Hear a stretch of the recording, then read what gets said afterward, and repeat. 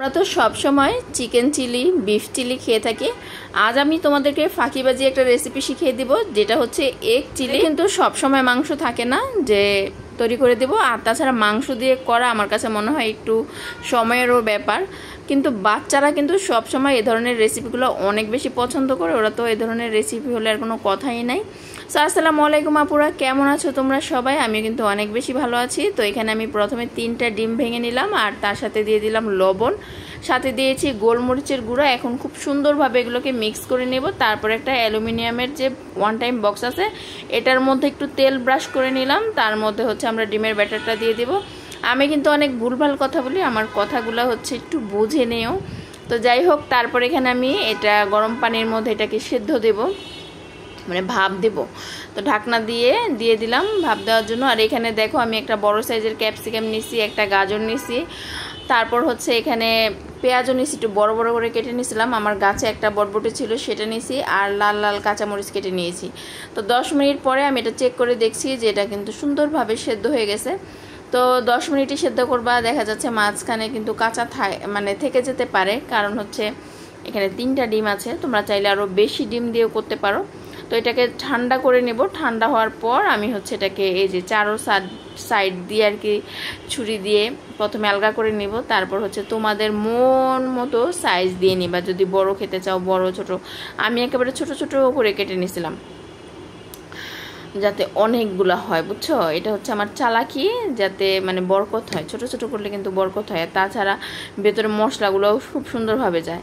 এরপর হচ্ছে যে চামচ দিয়ে ধাক্কা দিয়ে সব কিছু বের করে নিলাম। এই যে দেখো এরকম হয়েছে দেখতে অনেকটা।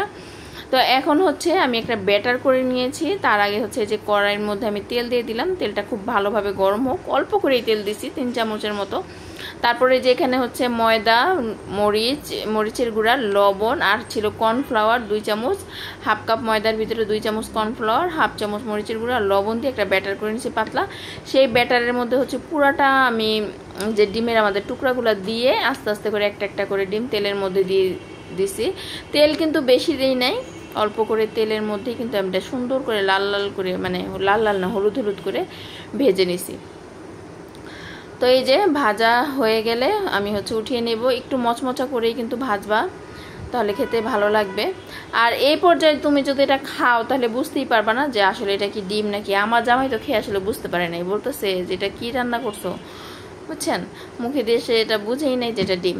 তো যাই হোক, এগুলা ভাজা হয়ে গেছে, উঠাই ফেলছি। এখন হচ্ছে ওই তেলের মধ্যে সামান্য একটু তেল দিয়ে আমি হচ্ছে এখানে রসুন কুচি আর আদা কুচি দিয়ে দিলাম। এটা কিন্তু খুব সুন্দরভাবে ভেজে নিতে হবে। ভাজা হয়ে গেলে এখানে হচ্ছে আমি গাজরটা দিয়ে দিলাম, একটা মাঝারি সাইজের গাজর ছিল। তারপর বটবটি দিলাম, তারপর পেঁয়াজ দিলাম, তারপর হচ্ছে কাঁচামরিচ দিলাম। আচ্ছা, গাজরটা আগে দিছি কারণ গাজরটা সেদ্ধ হতে একটু সময় লাগে। বটবটিও দিয়ে দিলাম, ক্যাপসিকামটা একটু পরে দেবো, এগুলো একটু ভেজে তারপরে। তো কিছুক্ষণ ভেজে নেওয়ার পর এখানে ক্যাপসিকামটাও দিয়ে দিলাম, ক্যাপসিকামটাও সুন্দরভাবে ভেজে নেব। এগুলো কিন্তু খুব একেবারে নরম হয়ে যাবে না, একটু হালকা হালকা কাঁচা কাঁচাই থাকবে। এখানে আমি 1 টেবিল চামচের মতো এখন সয়া সস, 2 টেবিল চামচের মতো টমেটো সস দিয়ে দিলাম। এখন সব কিছু সুন্দরভাবে আবারও নেড়েচেড়ে মিশিয়ে নেব। এই সময় কিন্তু কিছুটা ভেজে নেব, আর এখানে কিন্তু আমরা পানি দিব না। তো যাই হোক, এখানে আমি চিনি দিয়ে দিলাম। আমি কিন্তু লবণ দিই নাই, লবণটা আরও পরে দিব, যেহেতু সয়া সস দিছি তার জন্য। তো এই তো এখানে হচ্ছে আমাদের ভাজা ডিমগুলোকে দিয়ে দিলাম। এখন দেখো কালারটা কত সুন্দর লাগছে, আর খেতেও কিন্তু অনেক অনেক বেশি মজার হয়েছিল। যাই হোক, দেখো এগুলোকে আমি সুন্দরভাবে নেড়ে চেড়ে মিশিয়ে নিচ্ছি, যাতে প্রত্যেকটা ডিমের গায়ে সুন্দরভাবে লাগে। তো আমি হচ্ছে একটা সাইডে তোমার 2 চামচ কর্নফ্লাওয়ারের সাথে হাফ কাপ পানি দিয়ে গুলিয়ে রাখছি, সেটা এখন দিয়ে দিব। তো এই পর্যায়ে কিন্তু নাড়া দিতে হবে সাথে সাথে, এখন এটা একটু ঘন হয়ে আসবে। তো এই তো দেখো অনেকটা কিন্তু ঘন ঘন হয়ে আসছে। এই পর্যায়ে হচ্ছে লবণটা চেক করে আগে দেখবা, তারপর হচ্ছে লবণ দিবা, কারণ সসের মধ্যে কিন্তু লবণ থাকে, সয়া সসে লবণ থাকে, তারপর টমেটো সসও থাকে। তো এই পর্যায়ে আমারটা হয়ে গেছে নাড়াচাড়া দেওয়ার পরে। এখন উপর থেকে আমি একটু সাদা তেল দিয়ে দিলাম দেখার সৌন্দর্যের জন্য। তো এই তো আমার রান্না শেষ। ভালো লাগলে অবশ্যই একটা শেয়ার করে রাখবা। কে কোথা থেকে ভিডিও দেখো অবশ্যই কমেন্ট করে জানাবা। আল্লাহ হাফেজ।